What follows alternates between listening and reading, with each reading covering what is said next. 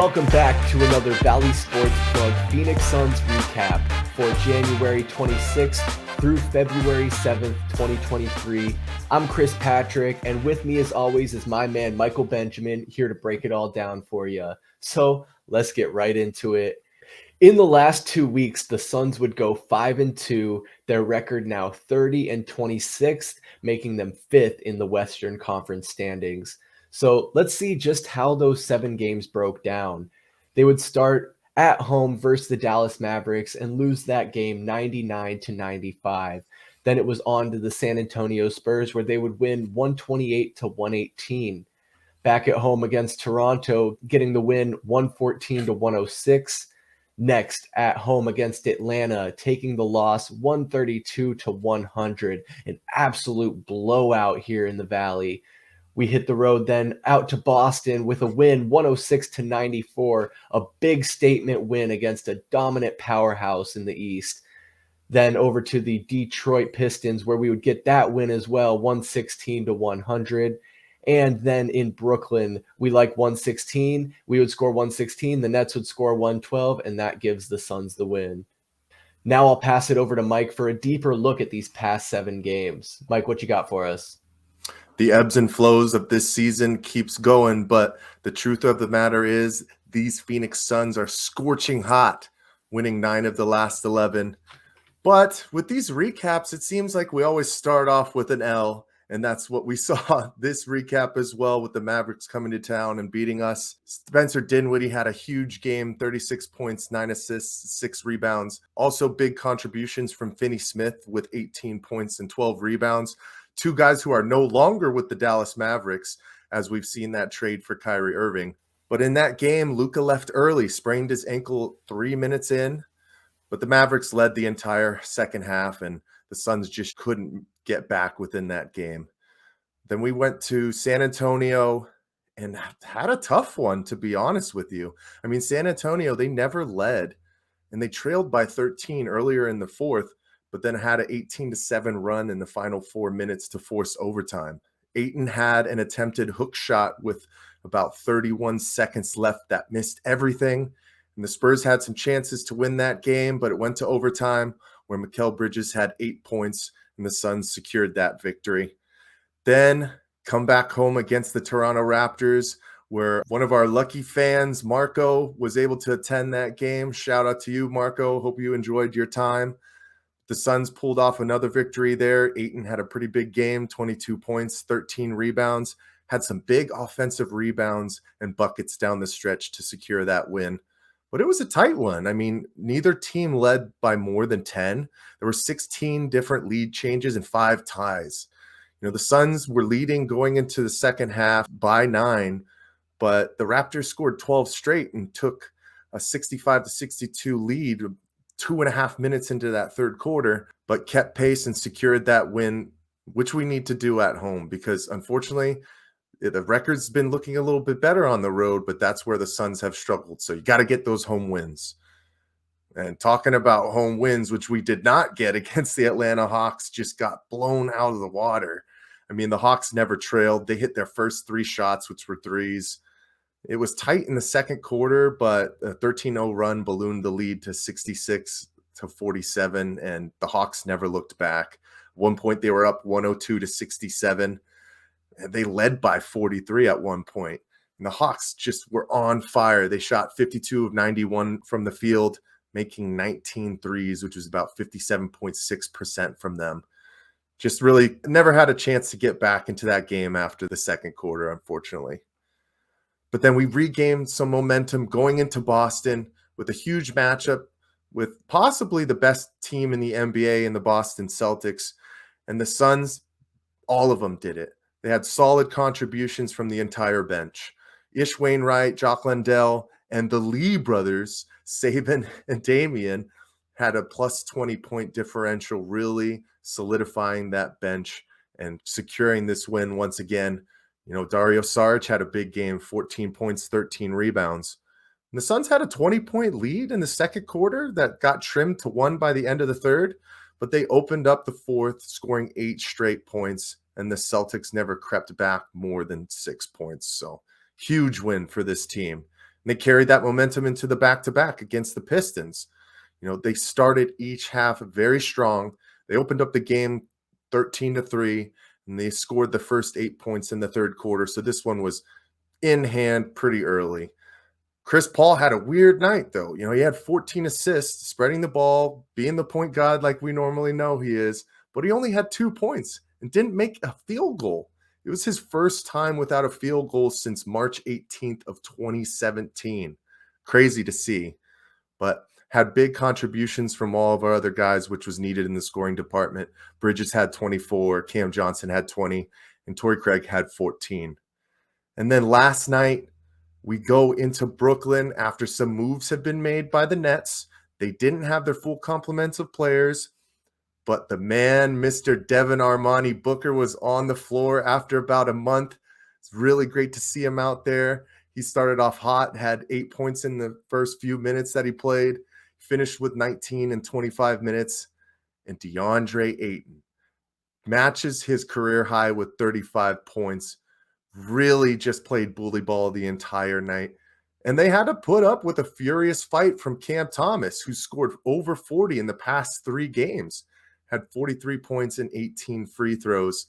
But Chris, the train is moving and it's really rocking right now. Like I said, 9 wins over the last 11 games, securing the 5th spot in the Western Conference. And there's still a lot of wiggle room. Everybody's kind of right around the same area right now. So with getting Devin Booker back right now, close to the All-Star break, I think the Suns are in a really good spot to start pushing more towards the top half of the Western Conference.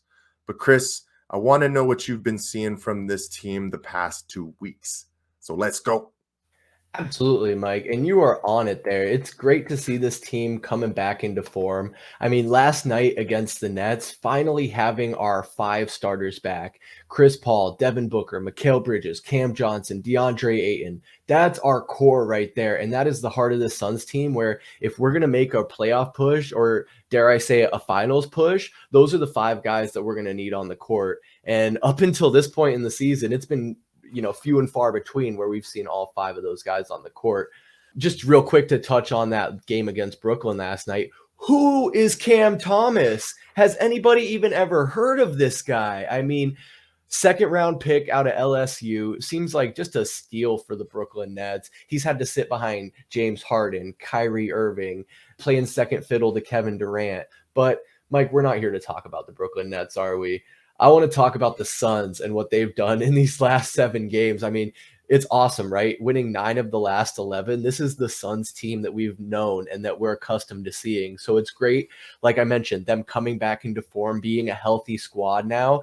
And they did most of this without Devin Booker. You guys got to realize he only played in this game against Brooklyn. Looking back at some of the stats, just as we always say, under a microscope or in a bubble here in the last 2 weeks, Chris Paul, he's kind of taken a step back from scoring, which is okay. I'm fine with that. And he's really been high on the assist numbers. I mean, in those 7 games, he had 4 games where he was over 10 assists. 10 assists against the Mavericks, 11 against the Spurs, 14 assists against the Pistons. This is the point guard we want to see. And especially as we get Devin Booker healthy, you don't want to rely on Chris Paul to score buckets. And I don't want to speak for all Suns fans, but I think some of us would have liked to see Chris Paul trying to score less in our last playoff run and distribute more, where we can rely on guys like Mikal Bridges to score 20 plus. We all know he's capable, but can Mikal Bridges consistently be assertive enough now that Devin Booker is back? Now, I believe Devin Booker only played 25, 26 minutes last night against the Nets, whereas Mikal Bridges is still averaging 35 to 40 plus minutes a game. So once Devin Booker's ramped up in minutes, will Mikal Bridges be able to sustain this scoring output? I think if it's for me, I think he can do it. Will he do it? I don't know. I don't know if I would necessarily take that bet. I'm really hoping he can, but it's really just hard to say.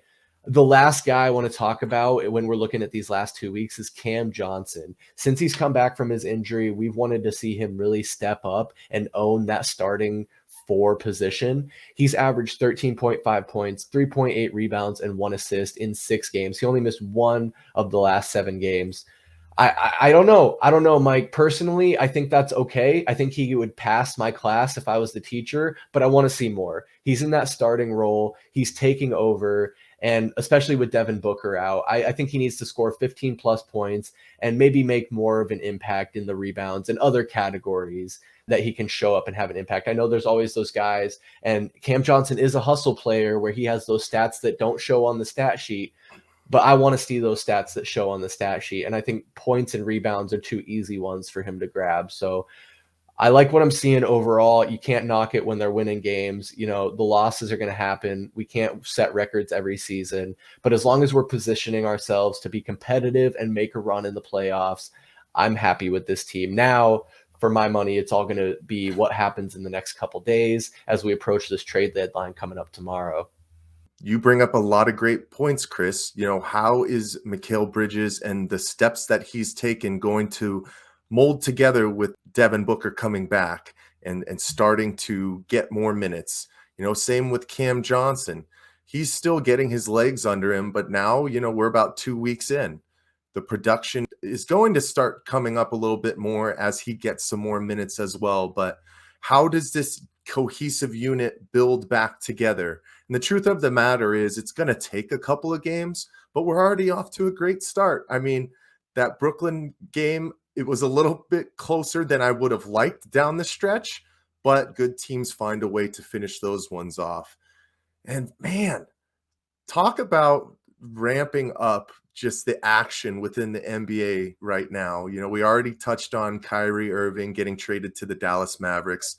There were rumblings that the Suns made a trade offer of Chris Paul, Jay Crowder, and some undisclosed picks.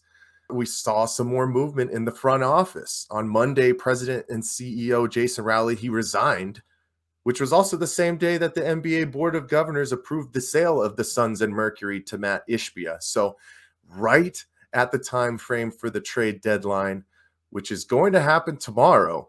So I'm crossing my fingers that Jay Crowder is moved, because I think it would be just a bad look for this team not to get off of that contract and get somebody else back in here to help this team make a playoff push. I mean, it's great when you get your assets back like Cam Johnson and Devin Booker, but to have a player that has not touched the floor for you at all this year, try and get somebody else in here who might be a key piece to that bench and see where you can go from there. But Chris, I've been impressed with these past 2 weeks, and I got to know, who's your player of the recap for this one? Yes, sir. I've been waiting for this very moment. We talked about it. We were always kind of close on the same page for who we want to make player of the recap. And I think for me, it was very close, but I'm going to have to go with Mikal Bridges for my player of the recap in the last 2 weeks. He has 23.3 points, 3.6 rebounds, and 4.1 assists. He's had 6 straight games with 20 plus points scoring output.